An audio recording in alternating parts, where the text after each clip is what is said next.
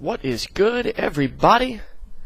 I'm back from my 1-month hiatus, and I decided to bring it back and also have a celebratory 1 year doing sneaker reviews on the tube. So, to also commemorate Foam Friday, I'm going all in, and I'm doing what I talked about on Yoanti's live stream several months ago. I've seen this done by a couple customizers, although they don't talk about the product. I know what the product is from my car and automotive background. It is a product called Plastidip. There's a couple customizers that use it. The first one off the top of my head is Robee519, I believe. ROBEE519 on Instagram. And he shows this product on a couple Foamposites during the removal process and during the blend process. I'm going to go all in, and I'm going to show you the prep work. I'm going to show you, how many coats you need to do. The test bed will be on the copper Foamposites. So yeah, I'm going to go ahead and start doing the prep work. I'm not very good at doing speedy, fast-forward editing, so bear with me. But I hope I can show you guys something that you can also try with $6 in product and a couple hours of your time. You can taste the rainbow in any color of Foamposite. So let's get it on. Let's get it out. Alright, I was too lazy to download the Benny Hill music and do some fast forward prep work. It's really simple, guys. Just use some low tack tape. I use a very nice style of, what do you even call this?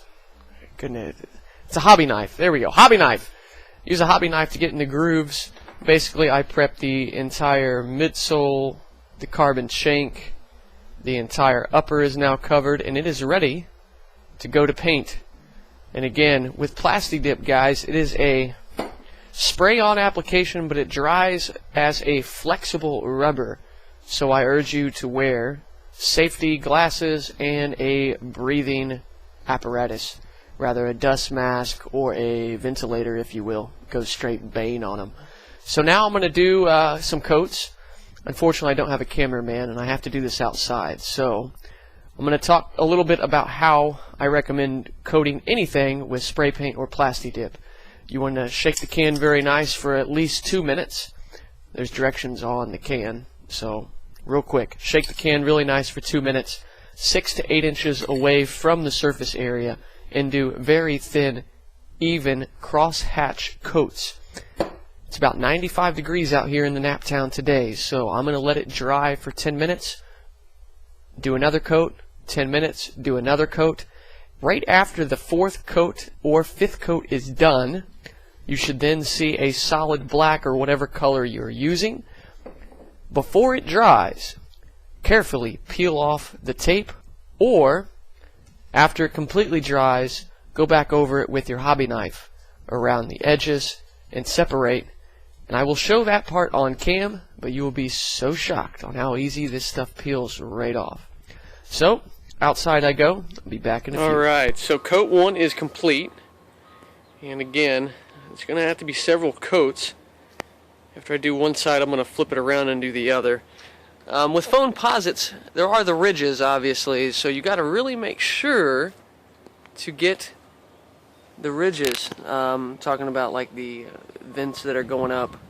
You got to make sure to really make sure it's coated well as the seam on the toe cap right in that area. This is just one coat, and it's a very light coat. As you can already see, it's taking on the full black effect.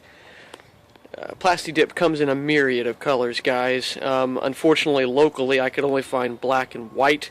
I'm going to order some more and do this again, just to give you an idea of the base. As you can see below there, you can see some of that copper peeking through. I'm going to let it sit here. Like I said, it's about 90 degrees here in the Naptown, so I'm going to let it sit for about 20 minutes. Apply probably 3 to 4 coats. You can see the texture there. And basically, the more coats you put on, the smoother this is going to be. Although the tape job is important, again, this is a removable product. This will peel right off, leaving the bare surface area perfect. It's not a true spray paint, although it does spray on as such. just to give you an idea. Give you one more hit of this, just to give you an idea of my spraying technique. Always make sure to shake that can. Just basically even cross hatch spray. So, timer's engaged, guys. This is going to take a while because I'm going to have to do it straight up. I'm going to have to do the other side. Got to make sure it dries, obviously. So, see you guys soon. Alright, so it's coming along well, guys. As you can see, there's a little bit more. I probably need to put on 2 more coats. And I need to lay it on the side to get the upper area here. Prep is everything, like I said. But this lateral side is complete. And it looks bloody gorgeous.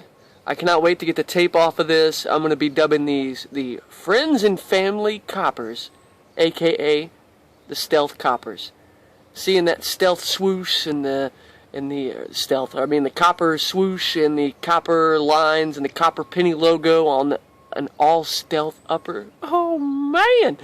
Cannot wait to show you guys how fire these are going to look, as well as, unfortunately, the removal process, because I'm doing this to show you not to be scared to use Plastidip.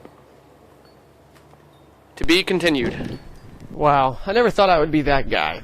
I apologize to all my Instagram followers. I'm over here hyping up my own incarnation here. Here comes the reveal. 4 coats. In between coats, 15 minutes apiece. Since it was a warm day, do not do this in direct sunlight. So the 4 coats are done. I let it sit for a good hour. It is totally bone dry. I'm going to go ahead and reveal what I am dubbing the Friends and Family Copper Foamposites, aka the Stealth Coppers. Don't mind the Mario noise. But as you can see, the finish is super smooth in 1080p glory. Let's start taking off the tape and see how this turned out. Now, what I recommend, on the upper, it's not too bad because this tape will not stick too hard to the nubuck. However, on the midsole is where it's going to get a little scary. I urge you to score your tape line all the way across the carbon fiber shank, the top of the midsole, a light scoring with a very sharp hobby knife. After you score that, when you peel off the bottom of the tape, the upper should not stick. Again, this is a spray paint, but it dries as a rubberized coating, so that is very important. You don't want to do all this work and then remove your tape only to notice it still attached to the upper and damage the upper. So let's get into it. Friends and Family Copper Foams. What you guys know about that? Matter of fact, I'm going to have to score the upper as well, because there's a couple spots that it looks like it's sticking on. But this should not be too bad. And if it needs touch up, it's and prep work. But not bad. You can see a couple areas on the upper that I'm going to need to do some touch up, but that should not be a problem. Like right there and there, the tape unfortunately did not adhere to the nubuck. But that's not an issue. This stuff is very easy to use. I can do touch-ups all day with no fret.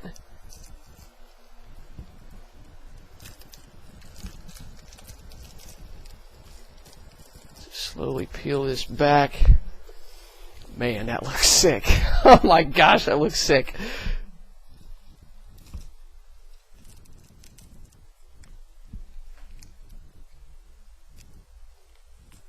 More coats you do, the thicker the base will be, obviously. Guess I should have mentioned that.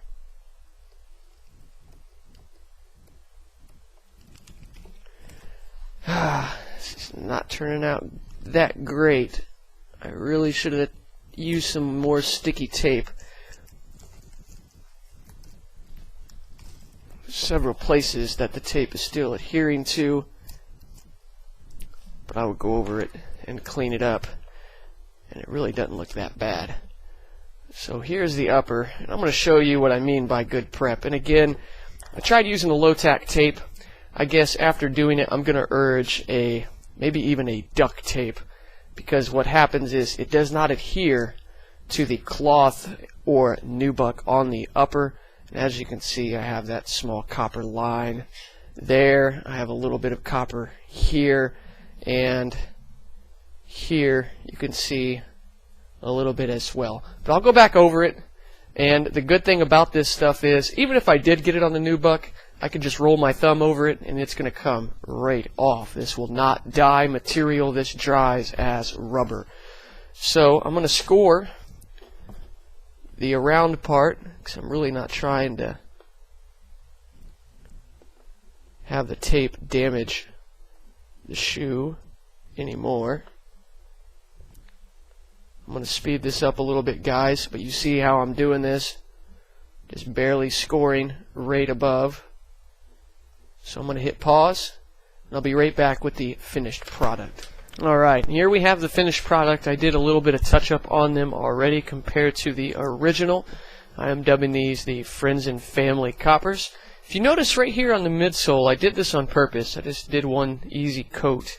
And again, this is one coat. And I did this because I wanted to show you how easy it is to remove if you have an accident. Let's say your tape job was not up to par, etc. And I want to show you how easy it is simply to roll your thumb back and forth, and it will ball up and disappear. So real quick, you can already see this part here, which I already have done that. And I'm just going to again rub my thumb back and forth, and it peels right off. It does not stain anything. It simply is a coating. Let me just go ahead and clean this off real quick. And again, one thin coat. I don't know if my camera is going to focus on this part or not, but you can see how it literally peels off after you get a little thumb rubbage on it. And again, if this is multiple coats, if I put 3 or 4, the more coats you get, the easier it would be to peel off. I'm going to leave the coating on here until Sunday. I have a sneaker event Sunday in Cincinnati, but come Sunday evening when I get back home, I will upload the video of me removing the entire coating on the shoe to show you no damage and that the copper base is perfectly intact. I hope you guys enjoyed the video. I would like to thank everyone that is subbed to my channel, especially the longtime homies. It's been a very fun year on YouTube. I figured I would have fun with my 1-year video and do something a little out of the norm. So there you have it, Friends and Family Coppers. Hope to meet a lot more interesting folks over my next year anniversary. Until next time, guys, salute. And I really appreciate you guys sticking with me and giving me non-stop support. Cheers, guys.